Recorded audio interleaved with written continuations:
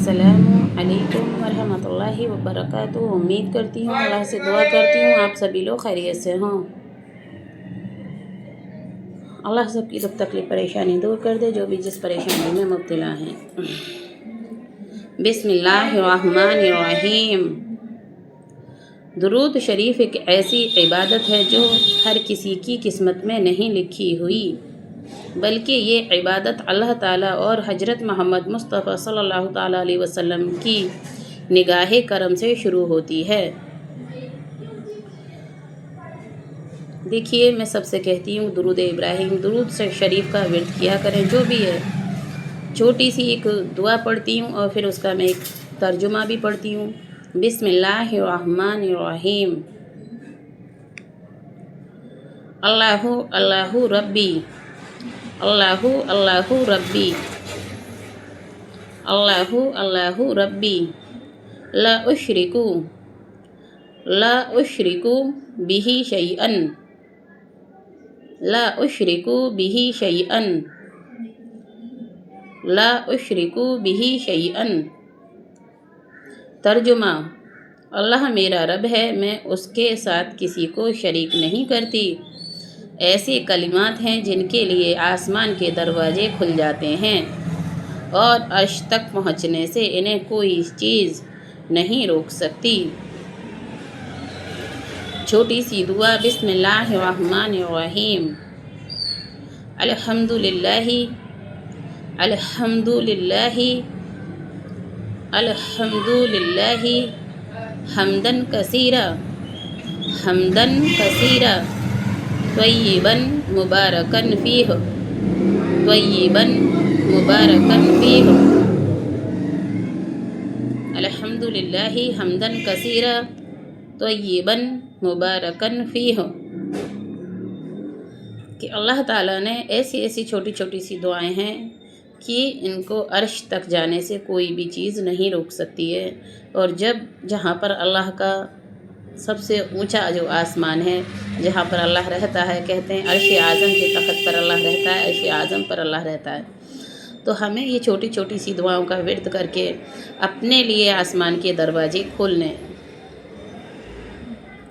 और जो लोग कुरान शरीफ पढ़े हुए हैं, मैं उनसे कहना चाहती हूँ कि रात को सोने से पहले सूरे मुल्क का एहतमाम किया करें। सूरे मुल्क पढ़कर रात को सोने से कब्र में अज़ाब नहीं होता है। जिसको अज़ाब कब्र से डर हो और अज़ाब कब्र का खौफ हो तो वो सूरे मुल्क का विर्द किया करें। और जो कुरान शरीफ नहीं पढ़े हुए हैं, मैं उनके लिए शुरुआती आयतें पढ़ देती हूँ, ताकि मुँह ज़बानी मेरे साथ पढ़ने की कोशिश किया करें। रात को सोते वक्त ये सूरे मुल्क की आयतों को पढ़कर अल्लाह से दुआ किया करें कि अल्लाह तो हमें कब्र में अज़ाब ना देना, क्योंकि कब्र के अंदर हम अकेले अकेले होते हैं। बिस्मिल्लाहिर्रहमानिर्रहीम। तबारकल्लज़ी बियदिहिल मुल्कु, तबारकल्लज़ी बियदिहिल मुल्कु व हुवा अला कुल्ली शैइन क़दीर। निल्लज़ी खलक़ल मौत, निल्लज़ी खलक़ल मौत वल हयात लियब्लुवकुम अय्युकुम अहसनु अमला, अय्युकुम अहसनु अमला। तबारकल्लज़ी बियदिहिल मुल्कु व हुवा अला कुल्ली शैइन क़दीर। अल्लज़ी खलक़ल मौत, अल्लज़ी खलक़ल मौत वल हयात लियब्लुवकुम, लियब्लुवकुम अय्युकुम अहसनु, अय्युकुम अहसनु अमला।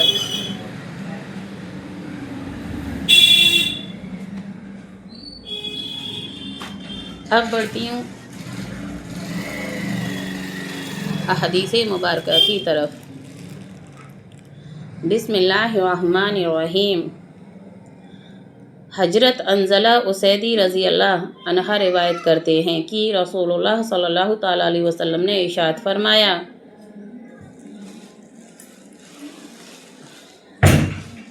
कसम है उस जात की जिसके कब्जे में मेरी जान है, अगर तुम्हारा हाल वैसा रहे जैसा मेरे पास होता है और तुम उस हर वक्त अल्लाह ताला के ज़िक्र में मशगूल रहो, तो फरिश्ते तुम्हारे बिस्तर पर और तुम्हारे रास्तों में تم سے مصافحہ کرنے لگیں۔ لیکن حنظلہ بات یہ ہے کہ یہ کیفیت کبھی کبھی ہوتی ہے، اور رضی اللہ حضرت محمد مصطفیٰ صلی اللہ تعالیٰ علیہ وسلم نے یہ بات 3 مرتبہ ارشاد فرمائی، یعنی انسان کی ایک ہی کیفیت ہر وقت نہیں رہتی بلکہ حالات کے اعتبار سے بدلتی رہتی ہے۔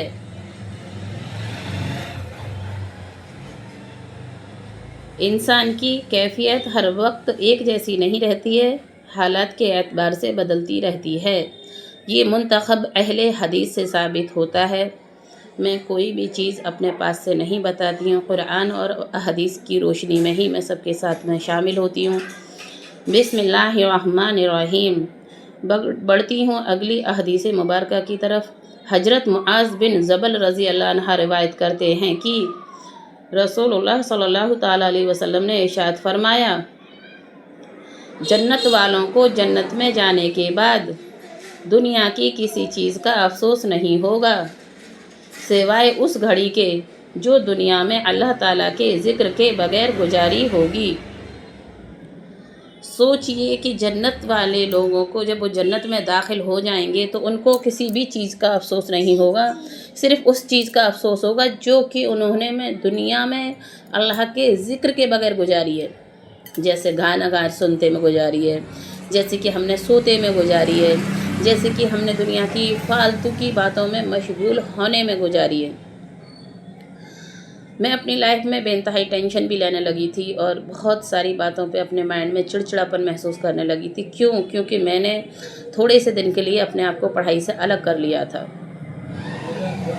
اور میں نے یہ چیز محسوس کی ہے کہ جب ہم نہیں پڑھ رہے ہوتے ہیں نا، اور ہم اللہ کے ذکر میں اپنی زبان کو اور اپنے دماغ کو مشغول نہیں رکھ رہے ہوتے ہیں تو ہمیں ساری اپنے ریلیٹیووں کی باتیں فالتو کی دماغ میں گھومنے لگتی ہیں ایک ریل کی طرح، اور تمام ساری کسی کی اچھی کسی کی بری باتیں یاد آنے لگتی ہیں، کسی کے ساتھ میں اچھا کرنے کا دل کرنے لگتا ہے، کسی کے ساتھ میں بدلہ لینے کی آگ دل میں جلنے لگتی ہے، کسی کو سوال کا جواب دینے کو دل چاہنے لگتا ہے۔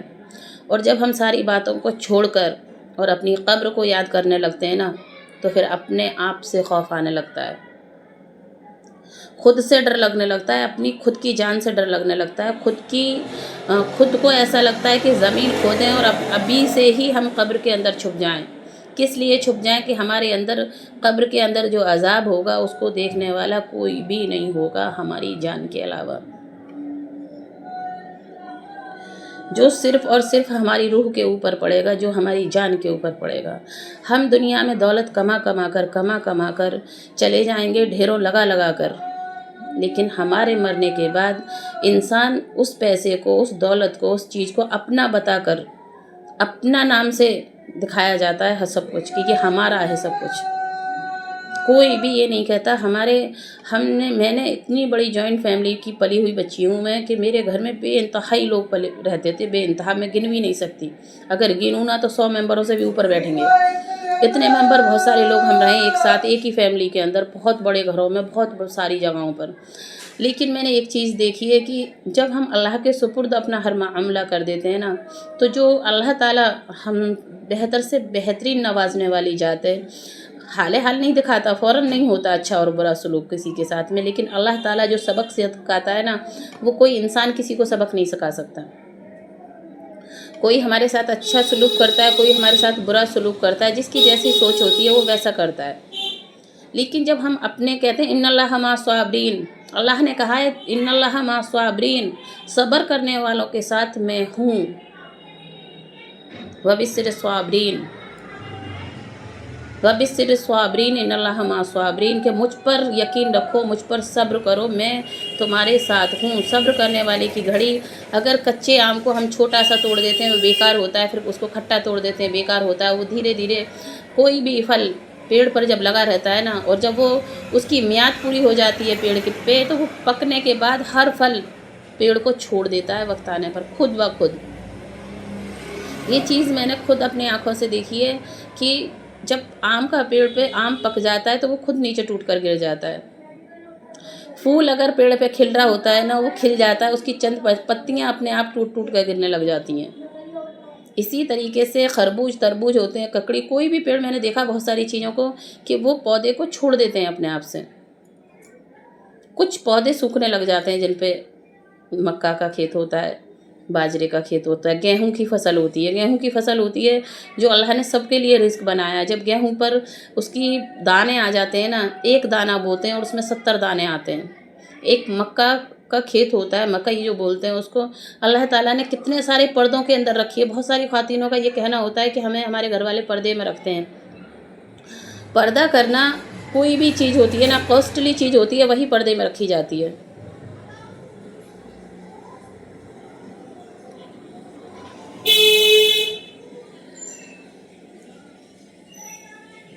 हज़रत मुआज़ बिन जबल रज़ी अल्लाह अन्हा रिवायत करते हैं कि रसूलुल्लाह सल्लल्लाहु ताला अलैहि वसल्लम ने इरशाद फरमाया, जन्नत वालों को जन्नत में जाने के बाद दुनिया की किसी चीज़ का अफसोस नहीं होगा सिवाय उस घड़ी के जो दुनिया में अल्लाह ताला के ज़िक्र के बगैर गुजरी होगी। काम करते में, उठते में, चलते में, फिरते में, मैं हमेशा एक ही चीज़ कहती हूँ, और जब तक मैं ज़िंदा हूँ, जब तक चीख चीख के इस चीज़ को कहती रहूँगी और बोलती रहूँगी।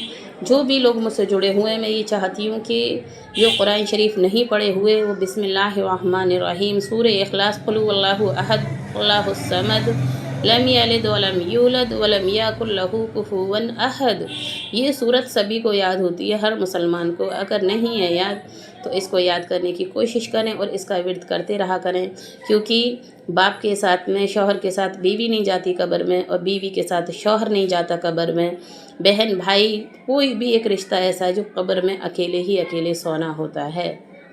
ये दुनिया फ़ानी है। अल्लाह कुरान में, हदीसों में चीख चीख कर कहता है कि ये दुनिया फ़ानी है, सभी को एक के बाद एक छोड़कर जानी है। यहाँ की दुनिया की ज़िंदगी हमारी सिर्फ इतनी है जैसे हमने एक समंदर में अपनी उंगली को डिप किया, डुबोया उंगली को और बाहर निकाल लिया। जितना पानी हमारी उंगली के ऊपर आ जाता है ना, अल्लाह ताला ने यहाँ की दुनिया सिर्फ इतनी बनाई है कि जितना पानी हमारी उंगली के ऊपर आ जाता है, इतनी दुनिया के लिए हम कितनी भागदौड़ करते हैं। हमारे पास आलीशान मकान होना चाहिए, हमारे पास ऐसा लिबास होना चाहिए कि सामने वाले किसी के पास ना हो, हमारे दस्तरखान पे ऐसा खाना होना चाहिए कि किसी दूसरे के पास ना हो। बहुत सारे लोगों की ये थिंकिंग मैंने अपनी आंखों से देखी है। बहुत सारे लोग ये कहते हैं कि जितनी भी दुनिया में जब अकल बट रही थी वो सारी अकल मेरे अंदर आई थी, सामने वाला बिल्कुल बेवकूफ़ है। सामने वाले को हकीर समझना, सामने वाले को फ़कीर समझना, ये तकब्बुर करने की निशानी होती है। अपने से गरीब इंसान को देखो, उसे सलाम करो जो आपसे उम्र में बड़ा हो, चाहे उससे बेशक आपका कोई रिलेशन ना हो, कोई आपका रिश्ता ना हो।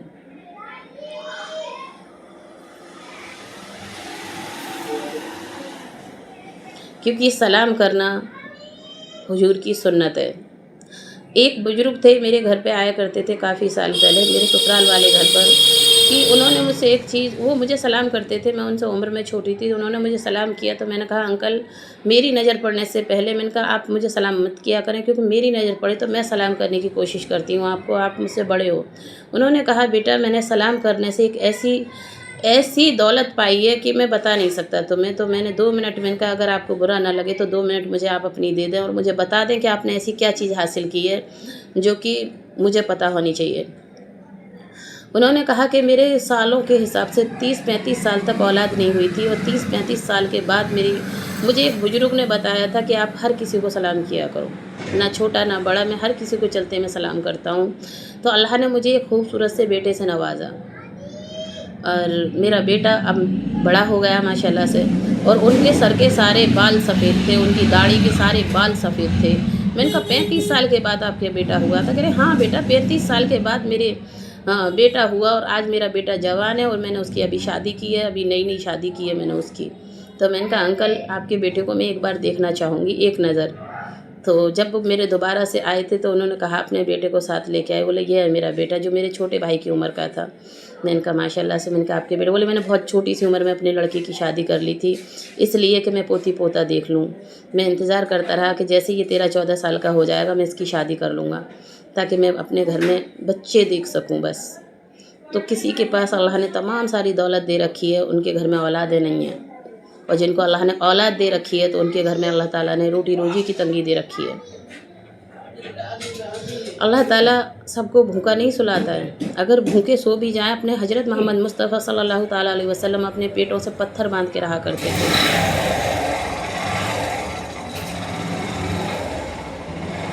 कहते हैं अली मौला पानी में डिप करके रोटी खा के पेट भरा करते थे और लंगर लुटवाया करते थे दूसरे लोगों के लिए। अपने घर से दूर रहकर अपने घर पे लंगर लुटवाते थे और अपने घर से दूर रहकर सूखी रोटियों को पानी में डिप करके खाया करते थे। तो क्या उनसे ज़्यादा डिफ़िकल्ट है हमारी लाइफ?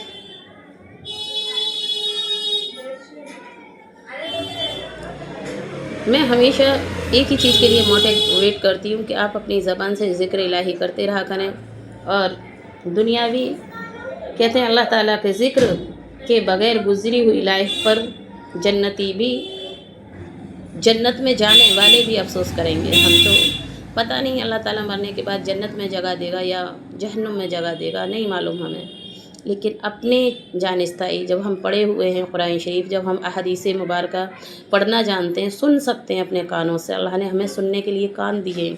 आजकल के माहौल में सबके पास टेलीविज़न है, घर में तमाम सारी फजूल की चीज़ें चलती रहती हैं, सबके पास मोबाइल फ़ोन है। तो अगर अहादीस मुबारका कुरान शरीफ की एक एक आयत हर इंसान तर्जुमा घर बैठे सीख सकते हैं, वो भी सीख सकते हैं जो कुरान शरीफ पढ़े हुए हैं, और जो नहीं भी पढ़े हुए ना वो भी सीख सकते हैं।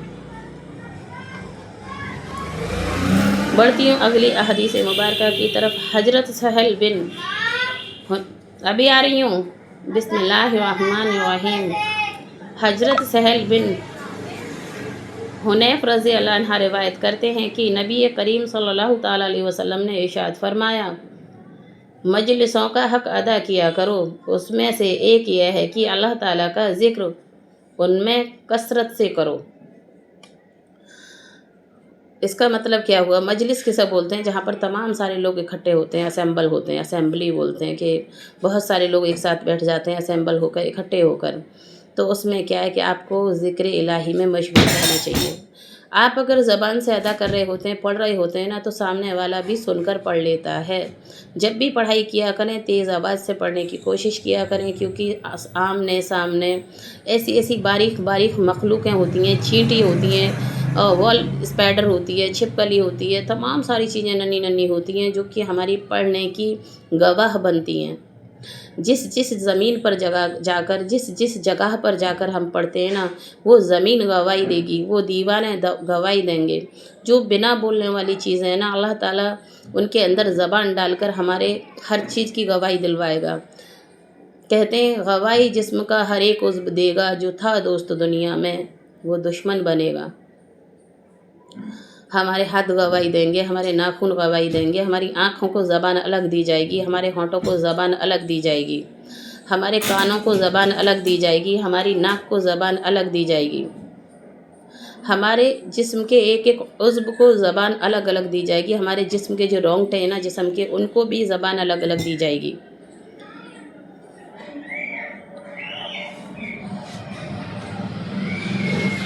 किस लिए? कि हमने दुनिया में क्या किया। इसलिए